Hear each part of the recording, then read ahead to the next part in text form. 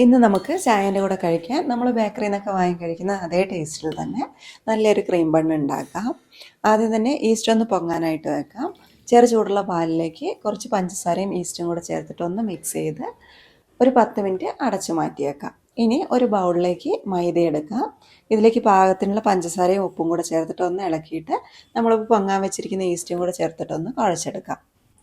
കുഴച്ചിട്ട് ഈ ഒരു പരുവായി കഴിഞ്ഞിട്ടുണ്ടെങ്കിൽ ഇതിലേക്ക് കുറച്ച് അൺസോൾട്ടഡ് ബട്ടറും കൂടെ ചേർത്ത് കൗണ്ടർ ടോപ്പിലേക്ക് ഇട്ടിട്ട് ഒരു 10 മിനിറ്റ് നല്ലോണം കുഴച്ച് മാവൊന്ന് സോഫ്റ്റാക്കി എടുക്കാം.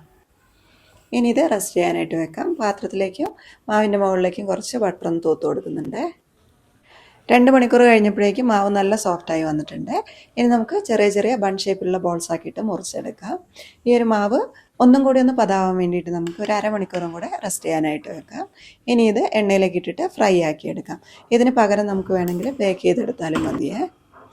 എണ്ണേൻ്റെ ചൂട് എപ്പോഴും മീഡിയത്തിലായിരിക്കണം. ഒരുപാട് ചൂടുള്ള എണ്ണയിലേക്ക് ഇട്ടിട്ട് ഫ്രൈ ആക്കിയിട്ടുണ്ടെങ്കിൽ പുറം ഭാഗം പെട്ടെന്ന് കരിഞ്ഞു പോവുകയും ചെയ്യും, ഉൾഭാഗത്തേക്ക് വേവില്ല. കാരണം ഇത്രയും വലിയ ബോൾസ് അല്ലേ. ഇനി ഇതിലേക്കുള്ള ഫില്ലിങ്ങും കൂടി ഒന്ന് റെഡിയാക്കാം. അൺസോൾട്ടഡ് ബട്ടർ എടുത്തിട്ടുണ്ട്. ഇതിലേക്ക് ഒരു നുള്ളു ഉപ്പും പാകത്തിനുള്ള പഞ്ചസാര പൊടിച്ചതും കൂടി ചേർത്തിട്ട് ഒന്ന് മിക്സ് ചെയ്തെടുക്കാം. ഇതിലേക്ക് കുറച്ച് വാനില എസൻസും കൂടി ചേർക്കുന്നുണ്ട്. നല്ലൊരു ഫ്ലേവർ ആയിരിക്കും ക്രീമിന്. ഇനി നമ്മൾ ഫ്രൈ ആക്കി വെച്ചിരിക്കുന്ന ബണ്ണ് തണുത്തതിന് ശേഷം ഇതുപോലെ ഒന്ന് മുറിച്ച് അതിനുള്ളിലേക്ക് ഫില്ലിങ് വെച്ച് കൊടുക്കാം.